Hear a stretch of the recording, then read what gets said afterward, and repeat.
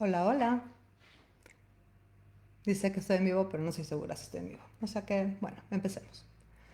Es bien interesante que esta cosa del juicio. Hoy en la mañana me llegó un mensaje de una persona con la que la conocí hace un tiempo. Y en realidad es como una persona un poco extraña en la manera que trabaja, en la manera que funciona. Eh, y bueno, nunca fuimos muy cercanos por esa razón, pero lo conocí. Y él me manda un mensaje en donde básicamente me da una instrucción que dice, lee hasta el final.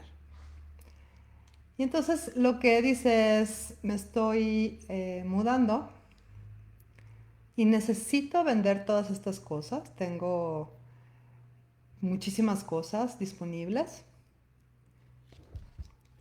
pero tiene que ser justo. Entonces necesito a alguien que sea buenísimo haciendo ventas por internet para que me ayude a vender todas estas cosas que tengo. Pero además tiene que ser rapidísimo, porque me urge, porque ya me tengo que ir. Y entonces es como, wow, qué interesante que esta persona se sienta con el derecho de darme este tipo de instrucciones. Y seguramente no solo a mí, sino a un montón de gente, ¿no? Y entonces fue como, wow, bueno, está bien. Y decidí no hacerle mucho caso. Pero me quedé con esta idea de la justicia. ¿Qué es justo? Y después hablé con otra persona que también me dijo que no era justo, o sea, que había tantas cosas que no eran justas, ¿no? Y entonces dije, bueno, ¿qué es esto de la justicia? Y me puse a ver de dónde viene la palabra justicia, de dónde es la palabra justo, y entonces qué tanto tiene que ver con juicio. Y entonces, y hola a todos los que están aquí llegando, el juicio toma muchas, muchas formas. Y es como una de las cosas que realmente consideramos que son súper valiosas. Y en Access, como saben, soy facilitadora de Access, hablamos de que el juicio es la mentira que se usa para controlarte. Entonces, pensando en esta persona de la que les estaba hablando, es este lugar tan extraño donde, como él ya decidió cuál es el precio justo de las cosas que vende, es lo mínimo que está dispuesto a aceptar. Y si tú quieres ofrecerle otra cosa, y no te estoy hablando de que sean cosas nuevas, ¿no? Son cosas viejas, que se les nota en las fotos. Son, o sea, trajes usados, son muebles usados, son una multitud, lo que tiene uno en casa cuando se muda, son cosas viejas. Entonces, obviamente, la gente que se dedica a comprar cosas viejas tiene una idea de los precios que puede comprar para después vender. El, lo que eso implica, lo que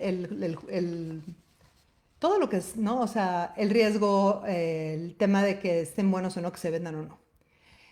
Y entonces me puse a pensar, ¿cuántas veces yo he usado esta frase de no es justo porque no me estoy saliendo con la mía? No porque sea cierto, no porque no esté equilibrado o balanceado, sino simplemente porque no me estoy saliendo con la mía. Es decir, estoy haciendo una mentira para tratar de controlar al otro. Y entonces dije, bueno, pues voy a hablar de esto, me parece que es un tema muy interesante y voy a hablarles de todos los diferentes tipos de juicios que no parecen juicios y que sin embargo nos limitan. El primero, la conclusión. ¿Qué es lo que ya concluiste que va a suceder? Bueno, te tengo una noticia. Eres tan poderosa, tan poderoso, que eso que ya concluiste que va a suceder. Solamente porque tú decidiste que es real. Y entonces piensa, ¿cuántas veces has dicho algo así como a esa persona no le caigo bien? O esa persona es preciosa, o digo, es amabilísima. ¿Y cuánto solamente estás dispuesta a ver todas aquellas cosas que tienen que ver con tu conclusión, con tu juicio? Y cualquier otra cosa no la ves. Y obviamente nunca hacemos esto cuando nos enamoramos. Piensa en ese novio que tuviste o en ese galán que tuviste que parecía Dios caído del cielo, parecía un regalo de los ángeles y a lo largo del tiempo se convirtió en un demonio. ¿Qué fue lo que cambió? Simplemente tus conclusiones. Aquello que decidiste que era y después decidiste que no era. La siguiente, y tengo aquí mi acordeón, por eso estoy volteando para abajo, es la creencia. ¿Cuántas veces nos pasa que sabemos algo y sin embargo no creemos que sea cierto? Por ejemplo, hace muy poquito tiempo me pasó, el mes pasado. Yo soy bastante tranquila y bastante relajada con, digamos, con la manera en cómo me relaciono con la gente. Es decir, puedo saludar a la gente muy bien, puedo abrazar. Es decir, sé que hay este tema del virus y que hay que tener cuidado, pero eso no me limita. Y fui a una reunión y era súper chistoso porque realmente estaba siendo súper dramática en el sentido de no quería que nadie me tocara, no quería que nadie se me acercara. Y por dentro estaba yo creyendo que estaba siendo exagerada. A los 2 días, una de las personas que estuvo en la reunión mandó un correo a todos diciendo, oigan, me acaba de salir la prueba positiva del COVID, entonces quiero informarles para que estén atentos a su salud. Y entonces de pronto me di cuenta que yo sí sabía sin lugar a dudas que me tenía que cuidar, que no me tenía que acercar a nadie. No sabía exactamente a quién, pero mi cuerpo me estaba diciendo así como, hey, no. Y creía que estaba siendo grosera. Y gracias a todos los que están saludando. Y entonces, ¿cuántas veces has desdeñado, no, has hecho caso omiso a tu saber a favor de tu creencia? ¿Y cuánto te ha limitado eso? Eh, por ejemplo, otra cosa en donde usamos muchísimo lo de las creencias es, por ejemplo, soy tímido o no sé bailar. O no soy bueno con el dinero, no soy bueno con la tecnología. Y entonces, cuánto creas para demostrarle al mundo la razón que tienes respecto a lo que crees? Y puede ser bueno o malo. Entonces te invito a que veas qué sale de tu boca cuando dices yo creo.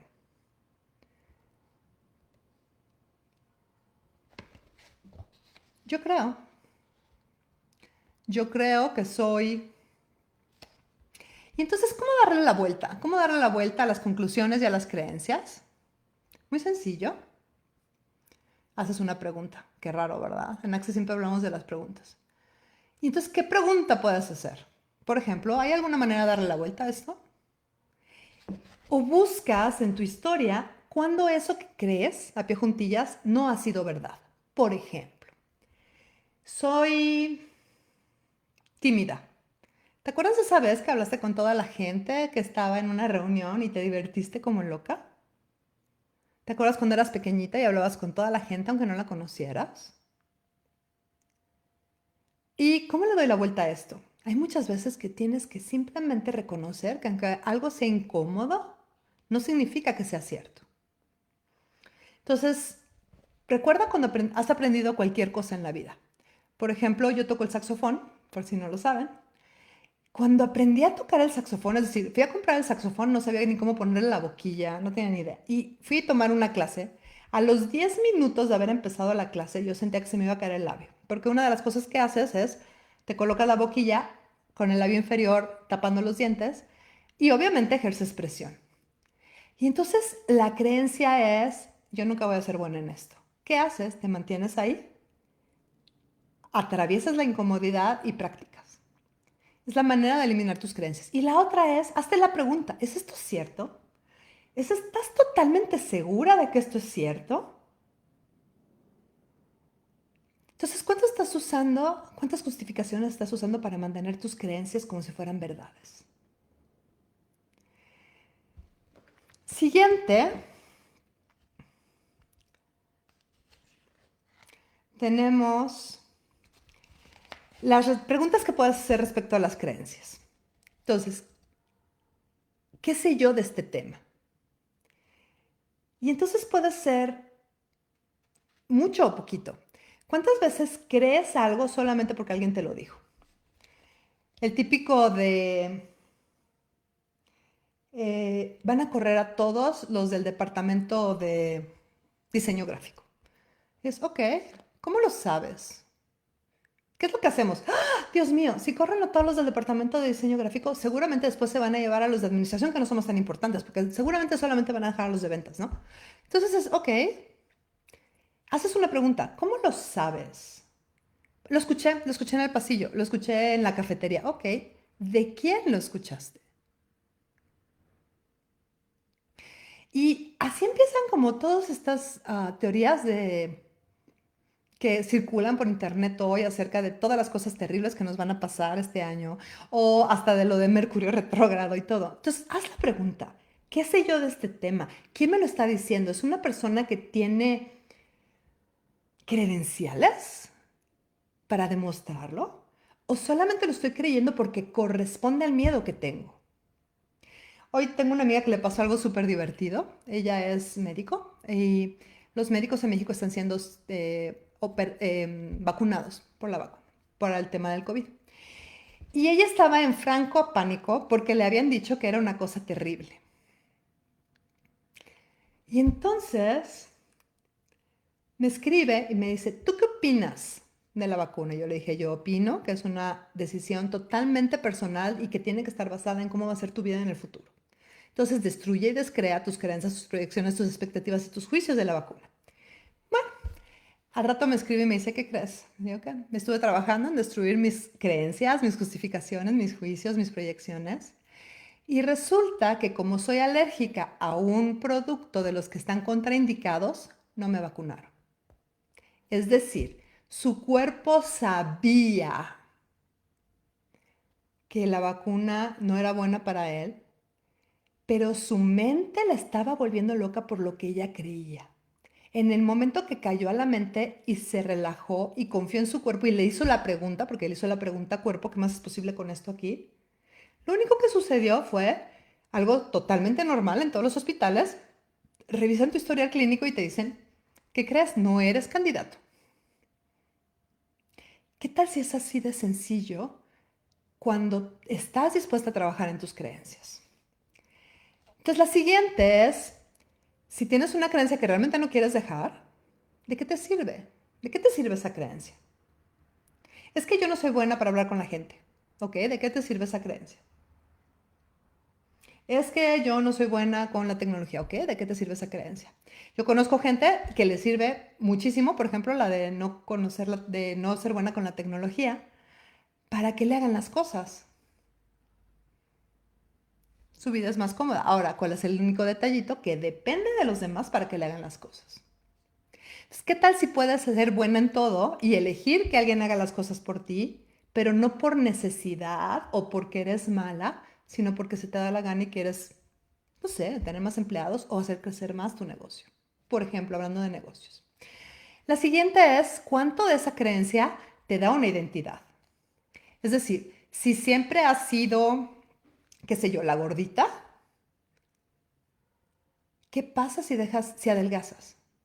¿Te pierdes? ¿Desapareces? Un ejemplo que me viene a la mente es esta cantante muy famosa inglesa que se llama, ¿cómo se llama? Hmm, que bajó muchísimo de peso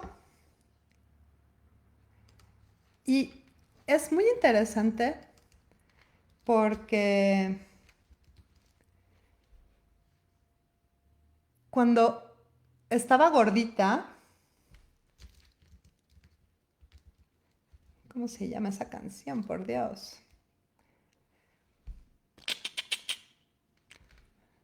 Aquí está, Adele. Cuando estaba gordita, gracias Israel y Marisela, cuando estaba gordita era como, es buenísima cantante, lástima que está gordita. Y baja de peso y es, puta, qué pena que bajó de peso porque ahora se ve como ruda, ya perdió como su dulzura. Y es como, wow, qué interesante. su identidad, su identificación estaba relacionada con su peso. Y ahora tiene que defender la elección que hace con su cuerpo. Y sí, ya los leía todos, Adel, ya dije. Y entonces, la otra es, ¿tengo algún juicio de que si dejo ir esta creencia no voy a saber quién soy? Y entonces es como, soy pobre pero honrado, ¿ok? Cuando seas rico, ¿qué? ¿Vas a ser tramposo? ¿Vas a ser un ladrón? Soy gordita pero simpática, ¿ok? Si adelgazas te vas a convertir en una amargada. Soy mexicana. Y los mexicanos son, qué sé yo, llegan tarde, eh, son luchones pero nunca llegan, nunca lo logran. Entonces es que, ¿qué vas a perder si pierdes tu creencia? ¿Se fijan cómo todas estas creencias nos van limitando a todo lo que podemos ser? Sí, están retrasados, ya me di cuenta que están retrasados los comentarios. Ok, siguiente, las convicciones. Las convicciones son como creencias light, o más bien creencias sólidas. Entonces, por ejemplo, yo necesito cantar para sobrevivir, diría Adele. O soy... ah, en México hay muchos, y me imagino que en otros países también. Soy de Catepec, exacto. Soy de Catepec, que es el municipio más peligroso de México. Y he sobrevivido. Por lo tanto, ¿qué? ¿Qué es lo que pierdes? ¿Qué es lo que ganas con esa convicción? Soy Cruz Azulista. Ayer estaba platicando con un amigo que dice que en su currículum vitae va a poner, soy tan perseverante que le voy al Cruz Azul desde pequeño. Y es un poco una broma mexicana porque el Cruz Azul no ha ganado un torneo en no sé cuántos años, ¿no? Entonces, si quieres hablar de lealtad y perseverancia, nada más tienes que saber que le voy al Cruz Azul. Es decir, es esta convicción que determina quién tú eres. Entonces, ¿qué convicciones tienes tú? Ahorita en Estados Unidos estamos nos dando este lugar tan extraño que está pasando en los Estados Unidos en donde o eres republicano o eres demócrata y para los dos bandos, el otro bando es el demonio. Es decir, si eres un republicano de verdad, los demócratas son el demonio. Si eres un demócrata de verdad, los republicanos son el demonio. Y son el demonio por diferentes razones, pero son el demonio. Entonces, ¿qué convicción tienes tú? ¿Qué convicción tienes tú? Y unos indicios de que algo es una convicción, si quieres saber cuáles son tus convicciones, es que eres bien celoso de tu punto de vista. Eh, por ejemplo, algo que pasa mucho con la gente que fuma es que está convencido de que el cigarro es malo y sin embargo sigue fumando. Pero se juzga todos los días y cada vez que prende un cigarro de lo malo que es para ellos. Y entonces es bien interesante porque si alguna vez llegan a dejar de fumar, se convierten como en la policía del cigarro. Y entonces pueden darse cuenta si alguien huele a cigarro, si alguien fumó hace por lo menos 10 horas en ese lugar, y lo malo y terrible y espantoso que es el cigarro. Y entonces, literal, el cigarro es el demonio. Entonces, ¿cuáles son esas creencias de las cuales eres muy celoso y que si alguien te las cuestiona, atacas? Atacas y reaccionas. ¿Qué tal si son solo convicciones, es decir, creencias arraigadas? Y te puedo hacer una pregunta. ¿Es esto cierto? ¿Puedo eliminarlo? ¿Quién sería yo si no creyera esto? ¿Qué perdería? Siguiente, las decisiones. Las decisiones siempre están basadas en juicio. Hay una gran diferencia entre elegir y decidir. La elección es abierta y expansiva y puede cambiar. La decisión es voy a hacer esto. Y entonces, ¿cuánta gente se casa porque decidió que si llegaba a los 28 sin casarse, era una solterona?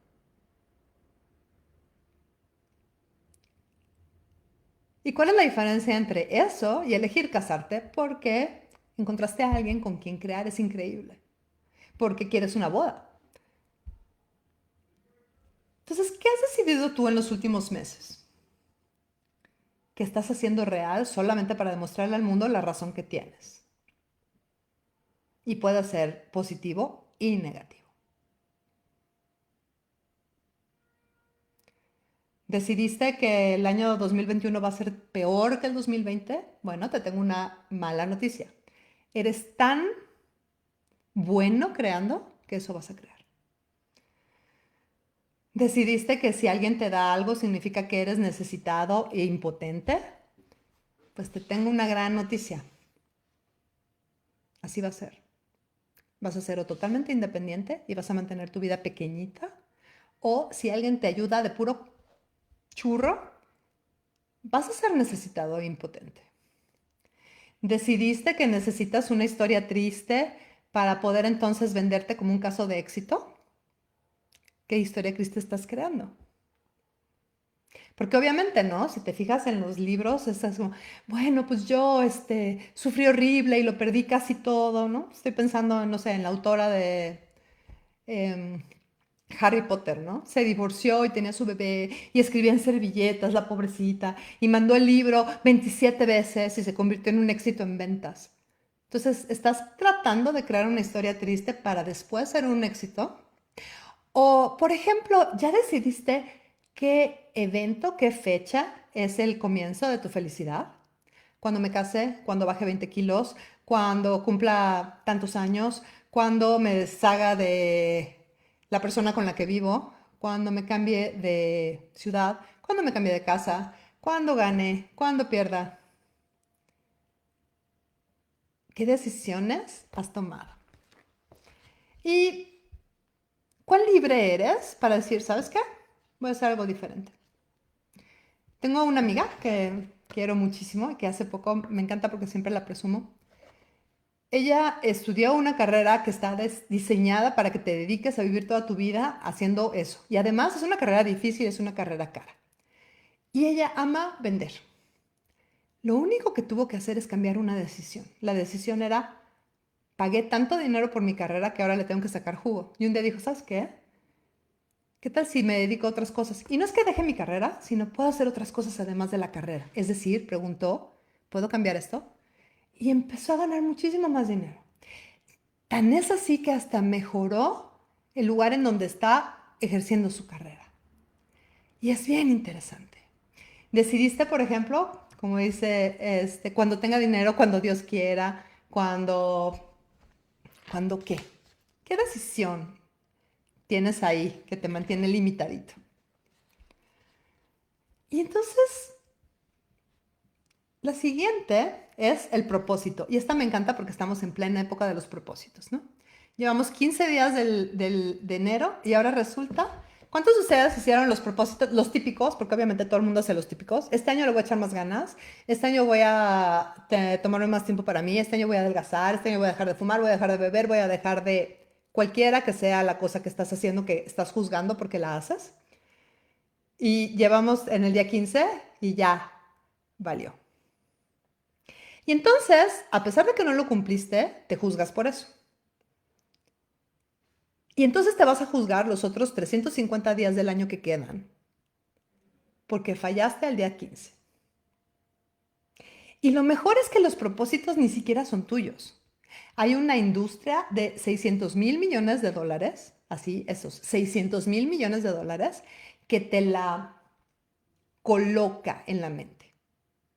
Es decir, la industria de las dietas, la industria de la belleza, la industria de los deportes, todos ellos se dedican todo el año a decirte que si tan solo tuvieras más disciplina, que si tan solo, este año me enamoro, me encanta, que si tan solo usaras su producto, si tan solo usaras su producto, serías más galán y entonces podrías tener una novia, hablando del que se enamora.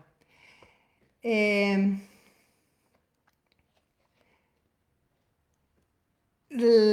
si usas esta crema, no vas a tener problemas en tu lo que sea. Si compras este coche, bueno, las mujeres van a caer como moscas contigo, ¿no? Y entonces, ¿qué es lo que pasa?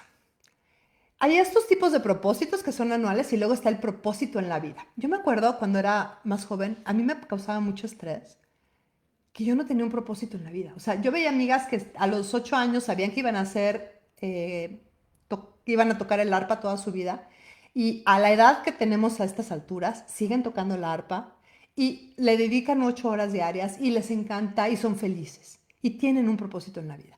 Tengo amigas que a los 16 años sabían que su propósito en la vida era ser madres y hoy son madres y son muy felices. Y yo era como, híjole, ¿yo qué quiero de propósito en la vida? Y entonces descubrí que hay unos propósitos que son juicios terribles. Tu propósito en la vida es ser bondadoso. ¿Cuánto te conviertes en el tapete de los demás? ¿Cuánto abusan de ti los demás? Porque tú siempre estás tratando de demostrar que eres bondadoso. Si tu propósito en la vida es mm, ser qué, buena hija, buena esposa, buena madre, o ser qué, ¿cuánto estás limitándote simplemente para seguir eso que tú ya decidiste que tienes que ser?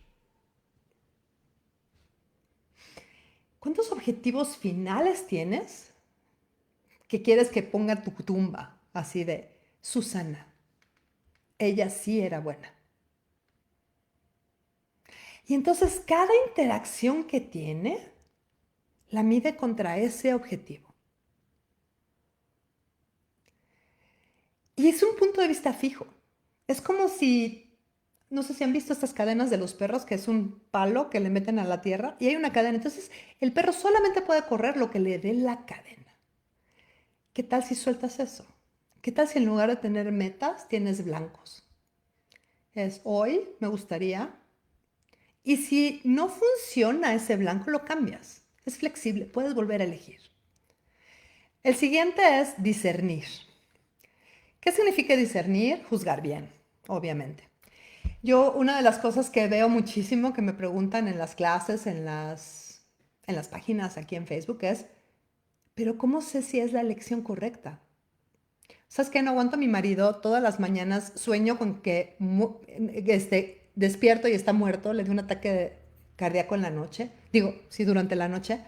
Todas las tardes tengo fantasías sacando una pistola o un puñal matándolo. Pero elijo bien y me quedo con él.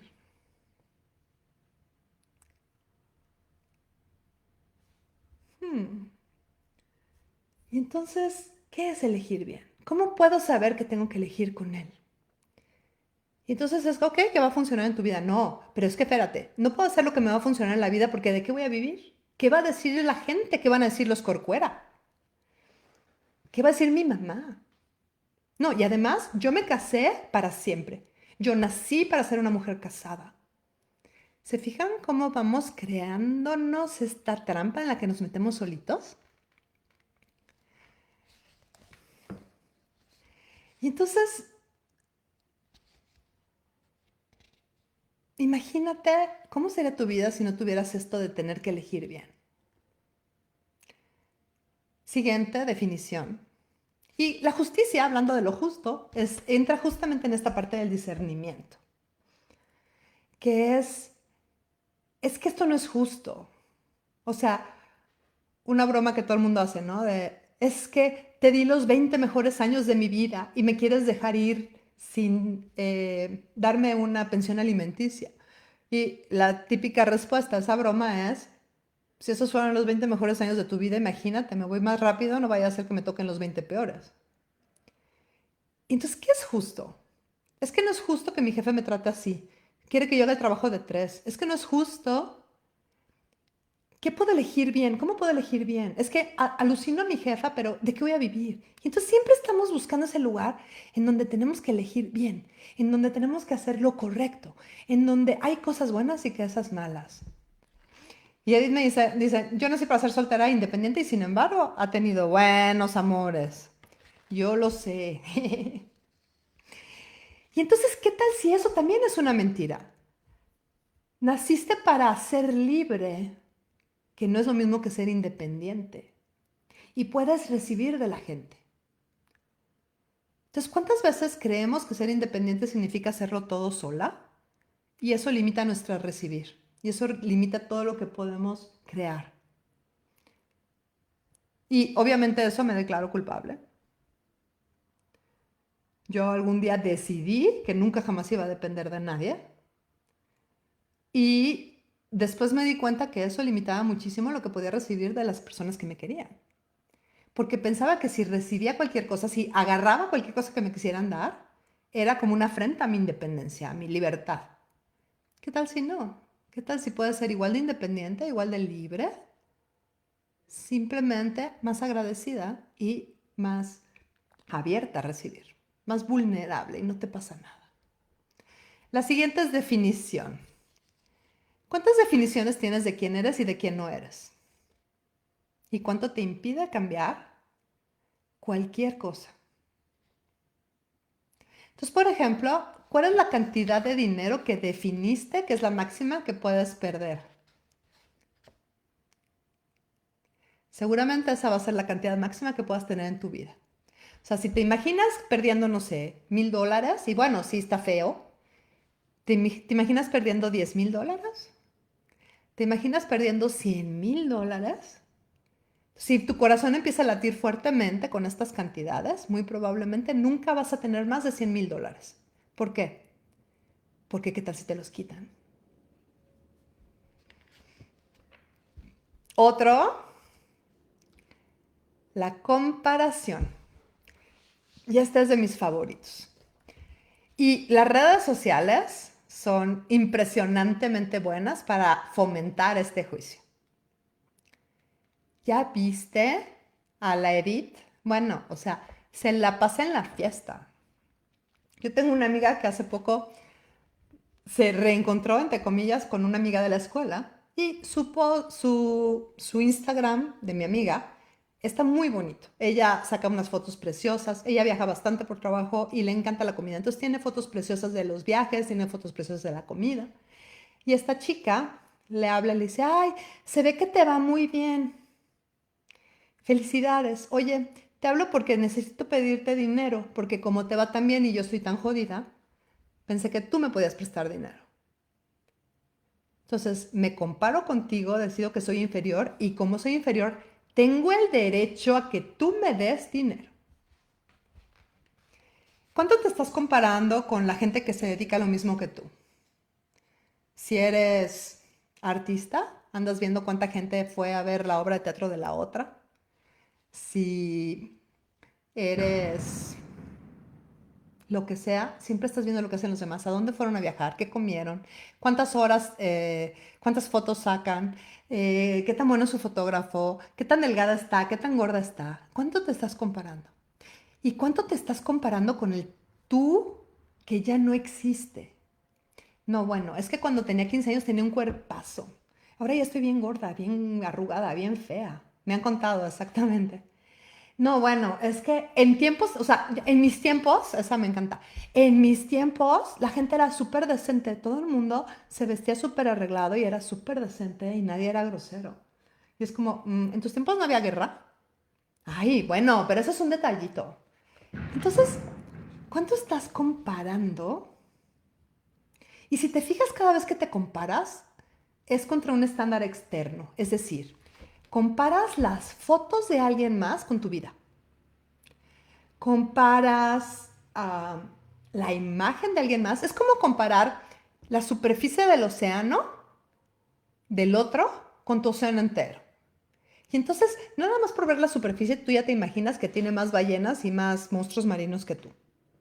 O al contrario, que tiene puros animales bonitos y la única que tiene monstruos marinos eres tú. Entonces, ¿qué tal si la comparación es eso? Más que un juicio. Me acordé del manual de Carreño, exactamente. En el manual de Carreño hay una parte que me encanta que dice que te tienes que hincar cuando ves pasar una procesión fúnebre. Y yo pensaba, ok, voy por ejemplo, Constituyentes, que es una avenida muy grande en la Ciudad de México, me bajo del auto y me hinco. Yo creo que sí me pasan por encima los camiones. La siguiente es como comparación, pero más ruda, competencia.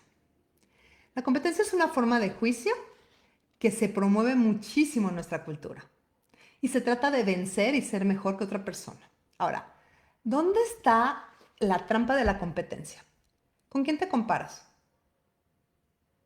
Normalmente con alguien que tú decidiste que es mejor que tú. Obviamente no te vas a comparar con la que no hace nada. Te vas a comparar con la que tiene 1000 personas en su negocio, la que tiene carro del año, y con ella vas a tratar de competir. Pero ¿qué está pasando cuando compites? ¿Qué posición tomas? ¿Cómo te juzgas? Tratas de demostrar que no eres peor. Fíjate bien, tratas de demostrar que no eres peor que el objeto de tu competencia.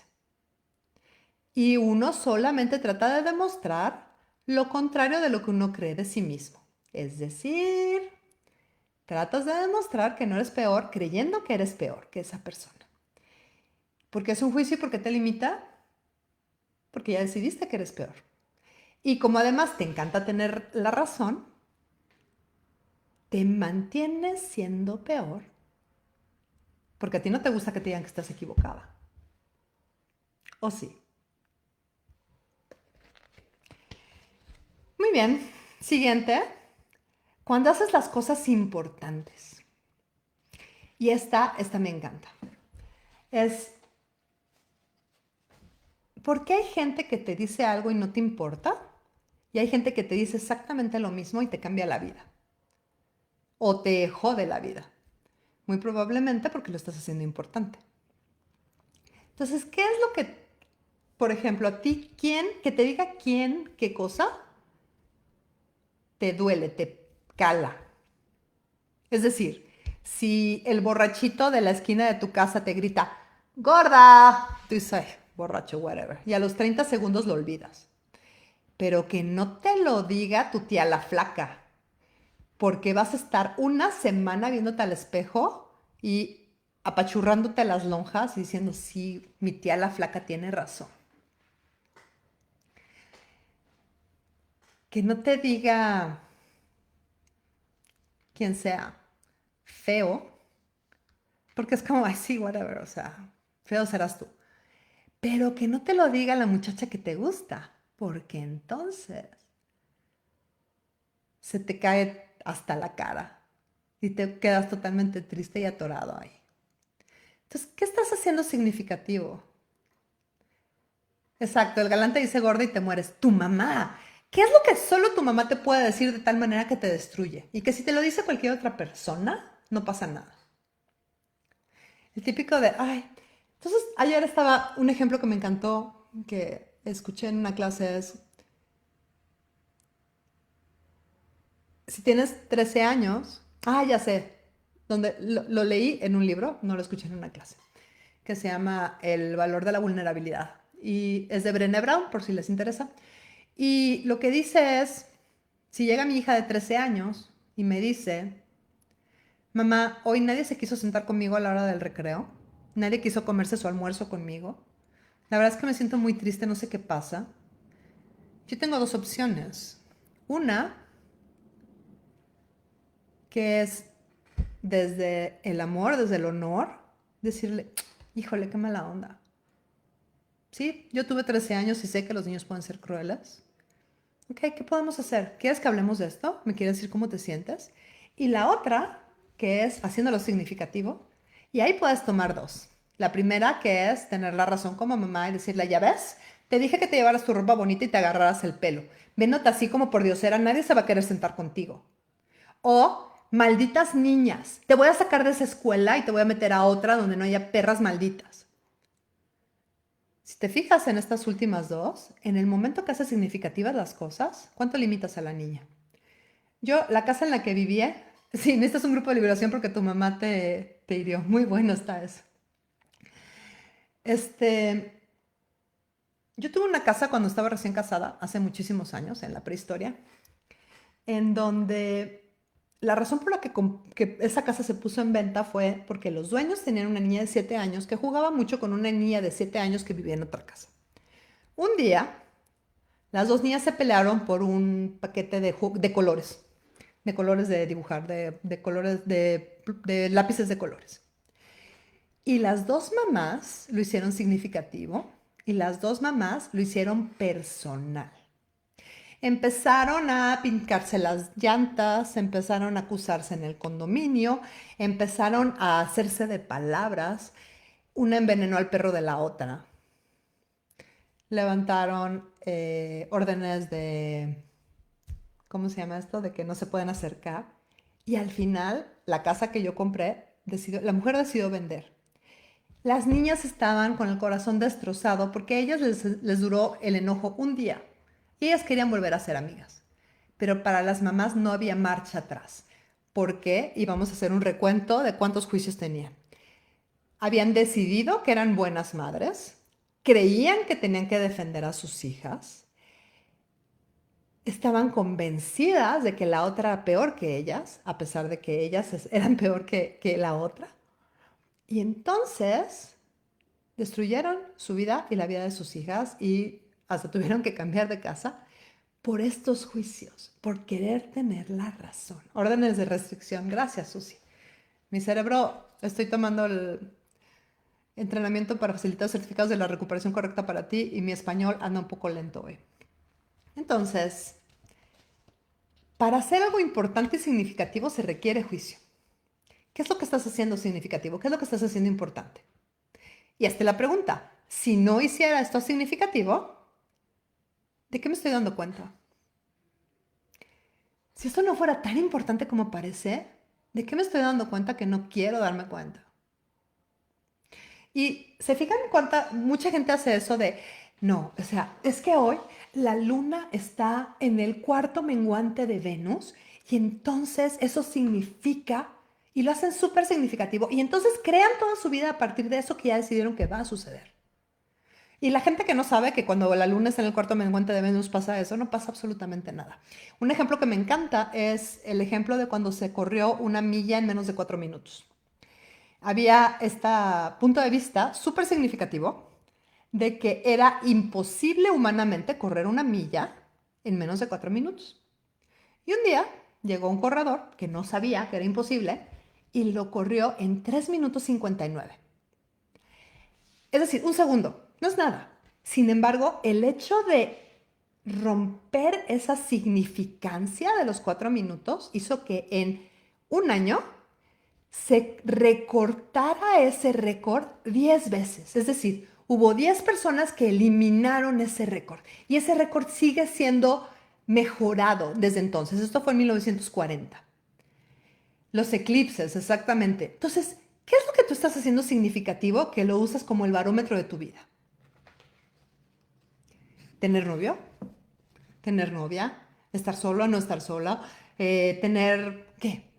¿Cuántos seguidores? ¿Qué es lo que estás haciendo significativo? Y el último, que este es de mis favoritos, porque además es buenísimo para dejar de dormir. Debería, tendría y las obligaciones. Todos los deberías que tienes, todos los tendrías, todas las obligaciones son arbitrarias. Así, simplemente son arbitrarias. No deberías ser tan sexual, no deberías vestirte así, no deberías de pensar en eso, no deberías ser tan libertina, no deberías de ser tan parlanchina, no deberías de reírte tan alto. Tendrías que bajar 10 kilos, tendrías que estar trabajando en lugar de estar viendo el live de una loca aquí en el Face. Tendrías que estar dormida porque ya es bien tarde en tu país. Estoy obligada a... ¿Según quién? ¿Quién te dio esas instrucciones? ¿Y qué tal si no es cierto? O, ¿cuáles son las características obligatorias para ser miembro de tu familia? Los Juárez, ni modo, como Benito Juárez, somos reformistas y republicanos. Los Blanco le van al Cruz Azul. Los Legazpi tienen que ser arquitectos. Tengo que tener más likes que mi hermana. Los Martínez son buenos con matemáticas, pero malos dibujando. O los dichos, ¿no? Entonces, ¿cuáles son las obligaciones que te colocas? ¿Cuáles son los tendrías, los deberías que tienes en tu vida actualmente? Y entonces, ¿qué tal si te haces la pregunta y si esto no es cierto? ¿Te tienes, te tienes que bañar 3 veces al día?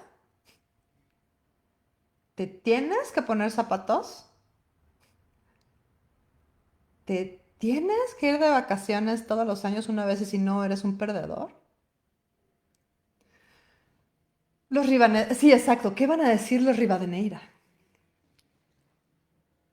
No puedes salir así. Yo me acuerdo la primera vez que alguien me dijo que no podía salir así, me sorprendió tanto. O sea, ¿cómo alguien se atrevía a decirme a mí lo que me podía o no me podía poner de ropa? Cuando era algo que nunca había sucedido en mi casa, ¿no? Obviamente no duró mucho en mi vida, pero sí fue así como, ¿te vas a atrever a salir así? O sea, si vas conmigo. Y yo así como de, o sea, como, es ropa buena, o sea, yo la compré, no es de la de Paca. No, es que esa blusa como que es un poco transparente. Sí, está de moda. No, no me siento cómodo con que alguien salga así. Deberías cambiarte. Porque así pareces una... Fue como, wow.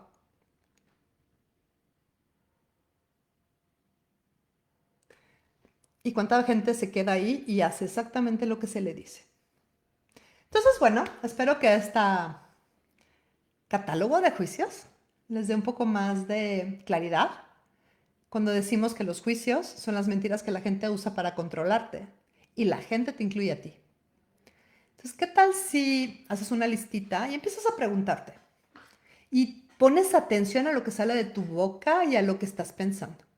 ¿Por qué? Porque si quieres saber por qué tu vida es como es, tienes que escuchar lo que sale de tu boca.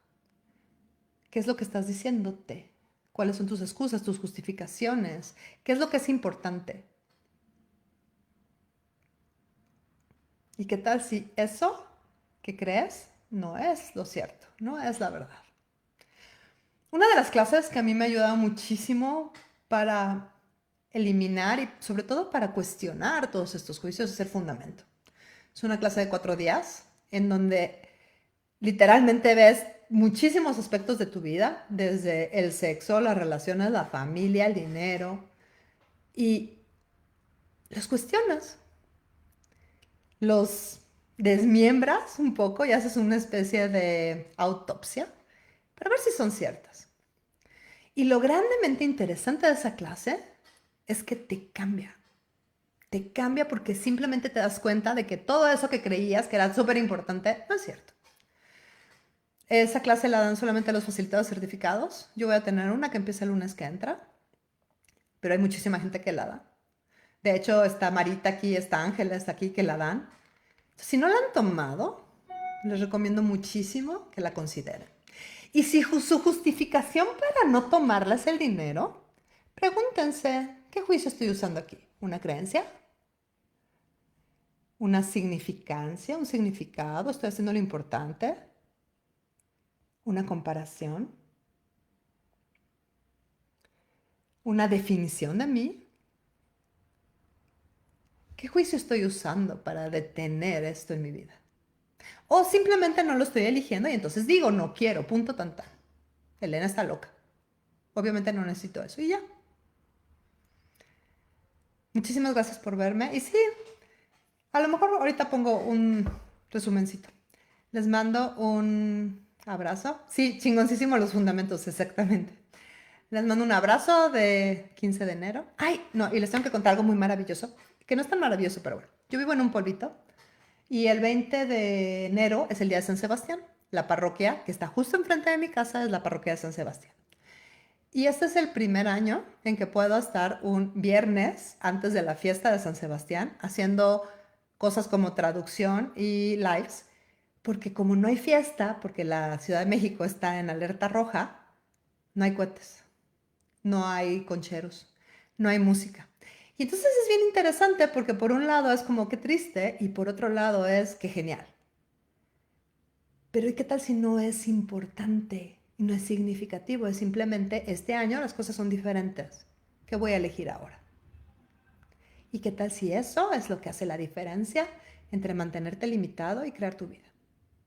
Muchísimas gracias. Mi nombre es Elela White y nos vemos pronto. Gracias a todos los que pusieron sus comentarios y nos vemos prontito.